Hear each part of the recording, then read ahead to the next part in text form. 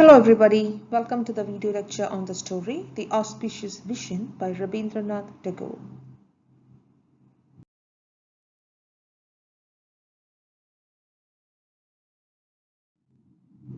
All of you must be familiar with the name of Rabindranath Tagore.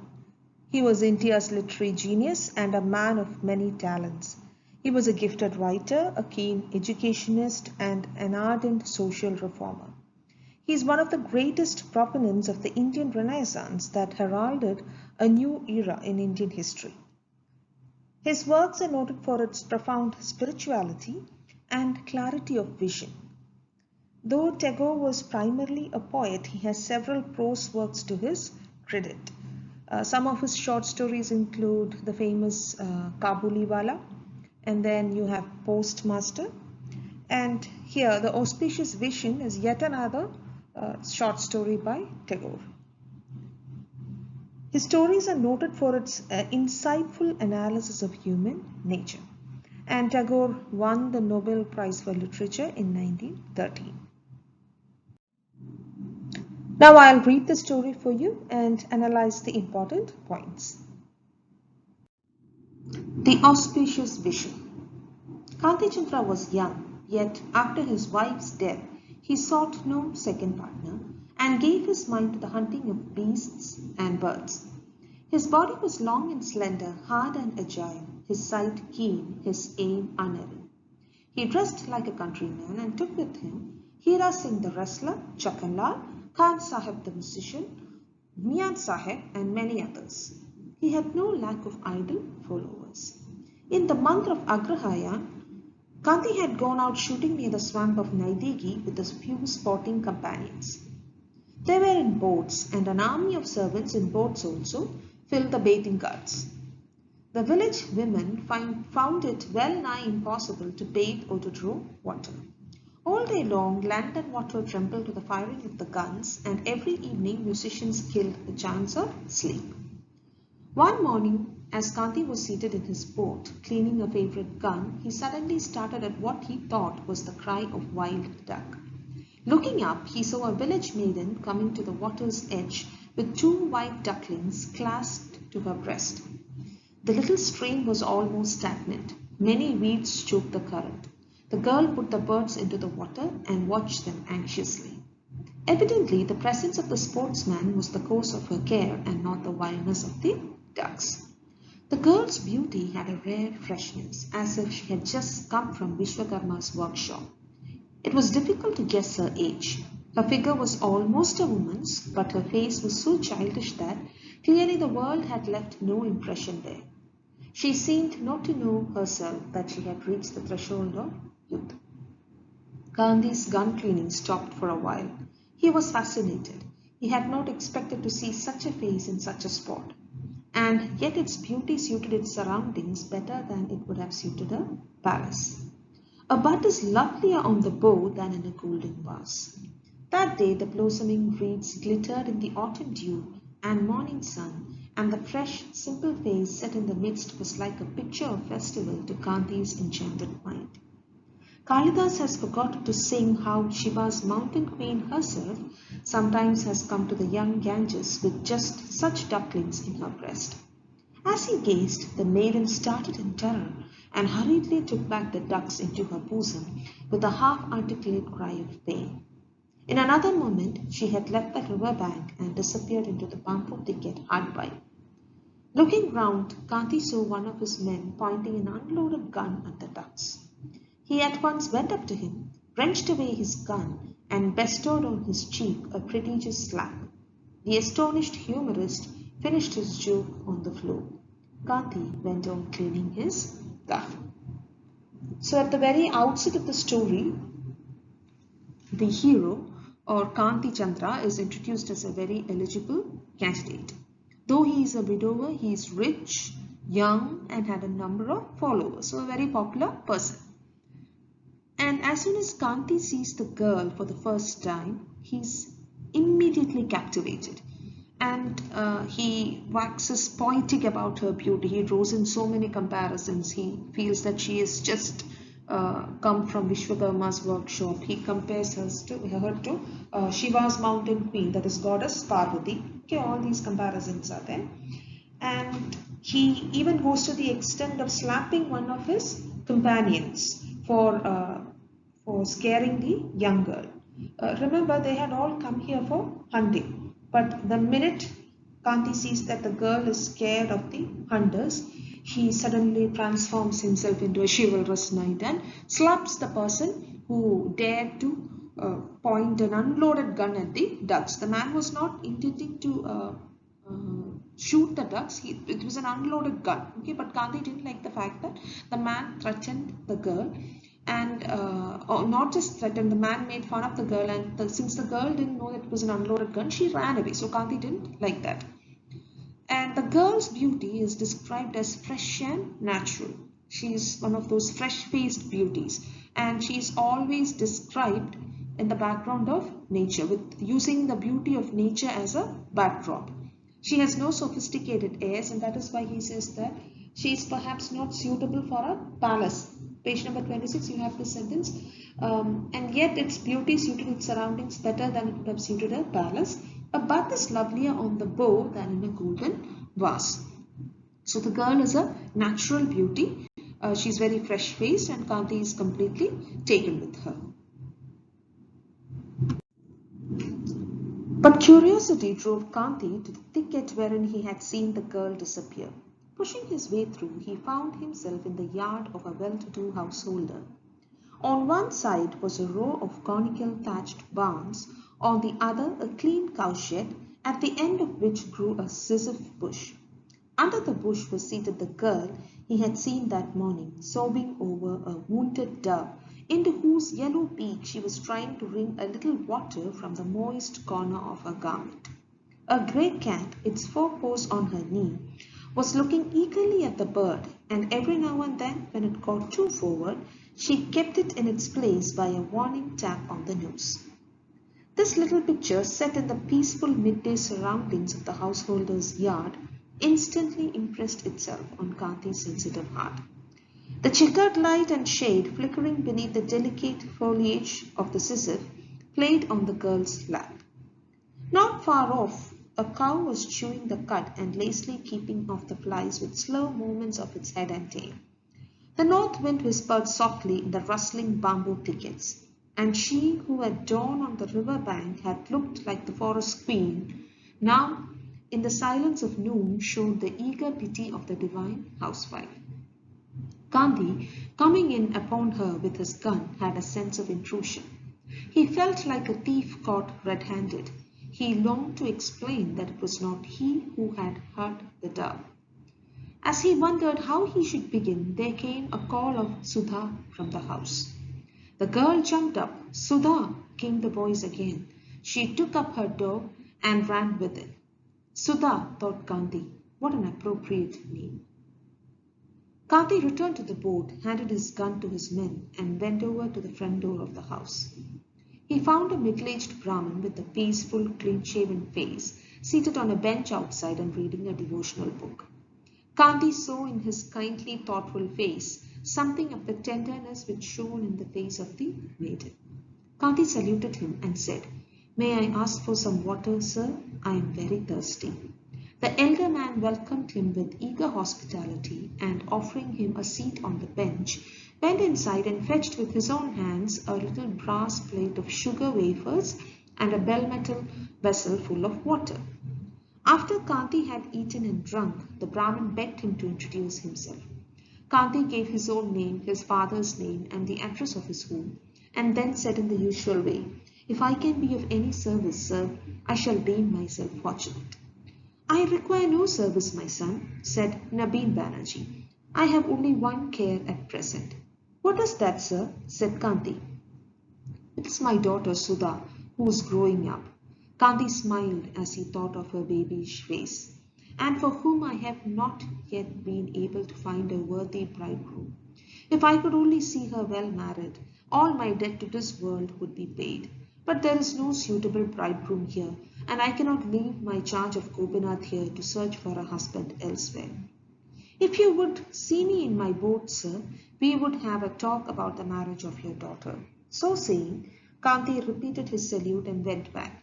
He then sent some of his men to the village to inquire, and in answer heard nothing but praise of the beauty and virtue of the Brahmin's daughter. When next day the old man came to the boat on his promised visit, Kanti bent low in salutation and begged the hand of his daughter for himself. The Brahmin was so much overcome by this undreamed of piece of good fortune, for Kanti not only belonged to a well-known Brahmin family, but was also a landed proprietor of wealth and position, that at first he could hardly utter a word in reply. He thought there must have been some mistake, and at length mechanically repeated, "You desire to marry my daughter?" "If you will deign to give her to me," said Kanti. "You mean Sudha?" he asked again. "Yes," was the reply. "But will you not first see and speak to her?"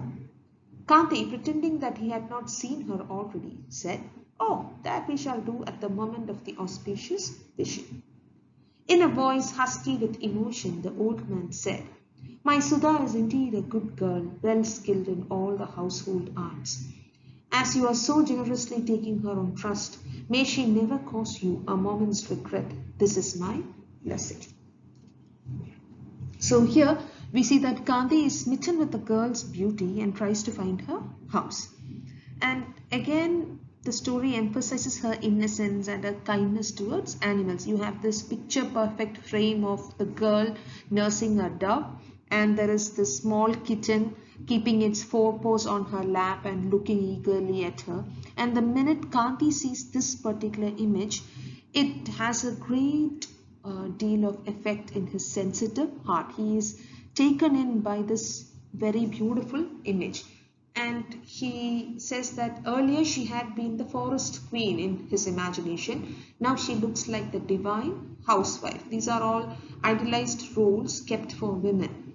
So Kanti thinks that this is the one for me. And the girl is also described as a girl woman, somebody who is not yet completely a woman, but who has the allure, has the beauty of a woman. And she's not aware of her own appeal. Later, Kanti meets the Brahmin of the house, Nabin Banerjee, and Kanti assumes that this is the girl's father. Because earlier Kanti had seen the girl looking up when the name of Sudha was called, and he saw that the girl ran away. Okay, so Kanti assumes that this Brahmin is the girl's father, and he even thinks that there is a slight resemblance between the father and the daughter in their very kind expressions.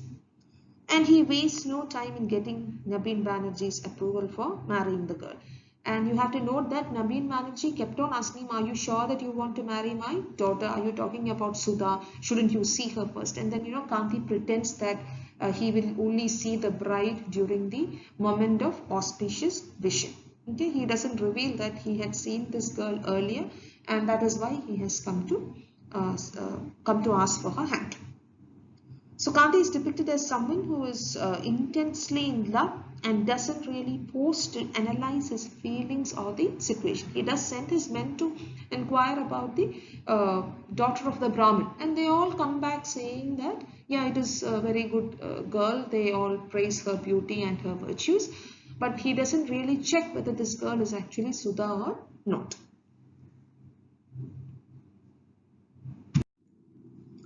We come to the last part of the story. The brick-built mansion of the Mazumdars had been borrowed for the wedding ceremony, which was fixed for next month, as Kanti did not wish to delay. In due time, the bridegroom arrived on his elephant with drums and music, and with the torchlight procession, and the ceremony began. When the bridal couple was covered with a scarlet screen for the rite of the auspicious vision, Kanti looked up at his bride. In that bashful, downcast face, crowned with the wedding coronet and bedecked with sandal paste, he could scarcely recognize the village maiden of his fancy, and in the fullness of his emotion, a mist seemed to becloud his eyes. At the gathering of women in the bridal chamber, after the wedding ceremony was over, an old village dame insisted that Kanti himself should take off his wife's bridal veil. And as he did so, he started back.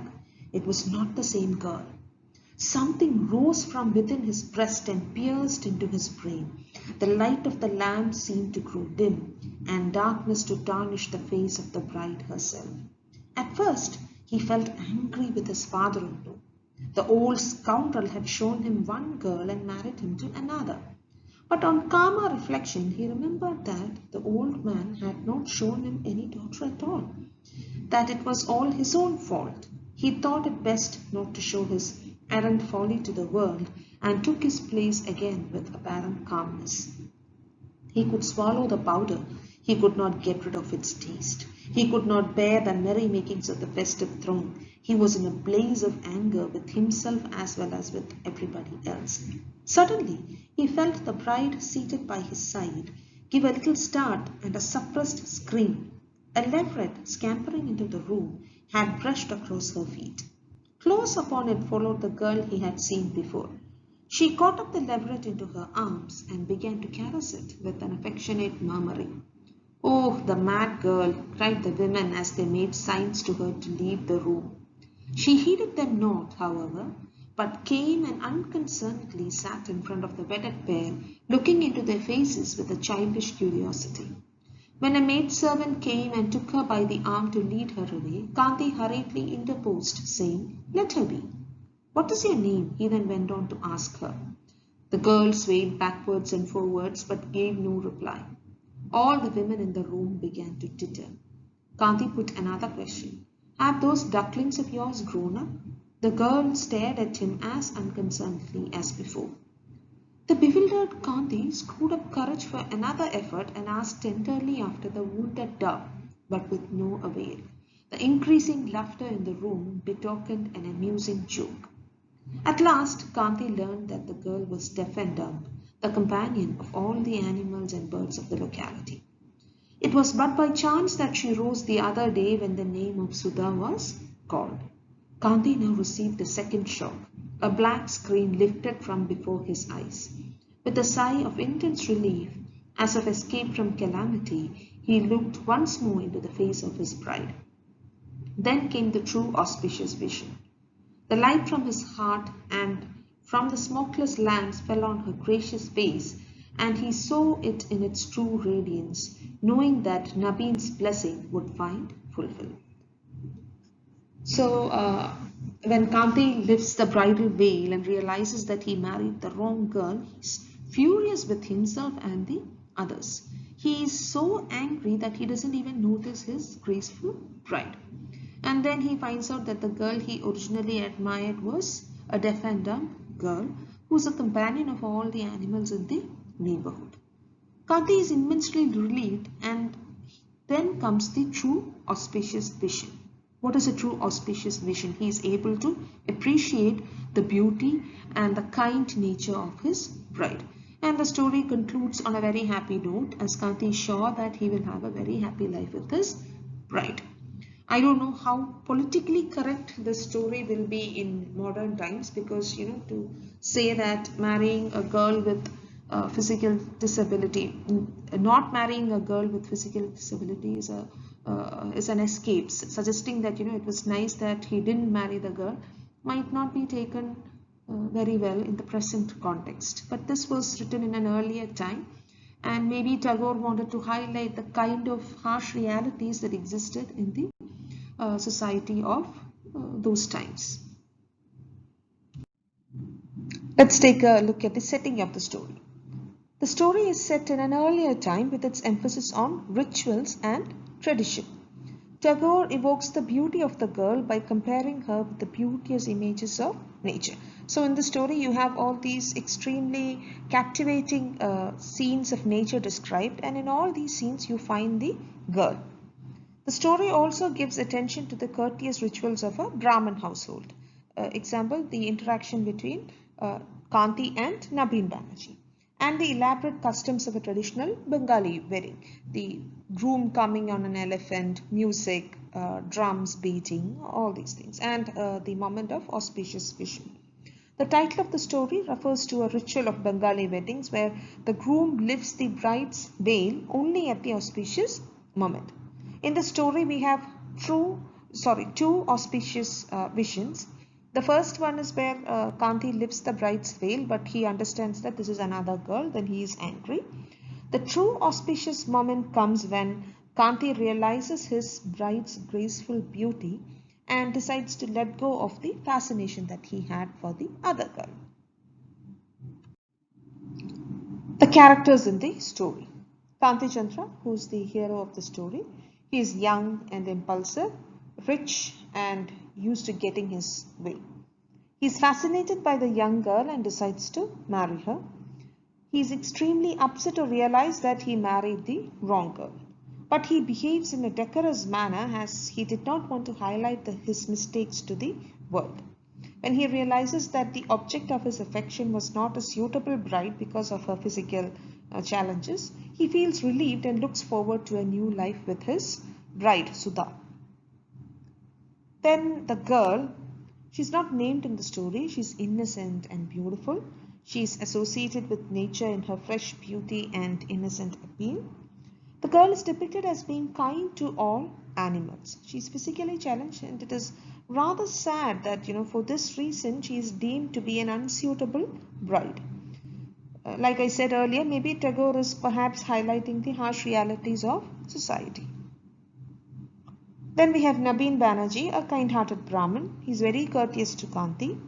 He is constantly worried about his daughter's future. And when Kanti offers to marry her, he's very, very happy. Nabin Banerjee is very fond of his daughter Sudha, but his primary concern is about getting her married off to a suitable groom. So this was a time when girls were taken as commodities that had to be married off somehow. Otherwise, they would become a burden on the family. Finally, we come to the themes. The first theme is that of appearance versus reality. The story highlights the sharp divide between the allure of appearance and the starkness of reality. Kanti is tempted by the girl's beautiful appearance, but in reality, he didn't want to marry a girl who is physically challenged. The girl's beauteous appearance might have captured his fancy, yet the reality of his life will be shaped by Sudha's graceful nature. The second theme is that of the relevance of vision. So initially you find Kanti blind not in a physical sense. He didn't really know about the girl and Sudha. He was blind to reality. And he gains true vision only towards the end of the story when he comprehends reality, when he finally understands the reality of the young girl being physically challenged and Sudha being the most suitable wife for him. So that's all for the time being. Thank you.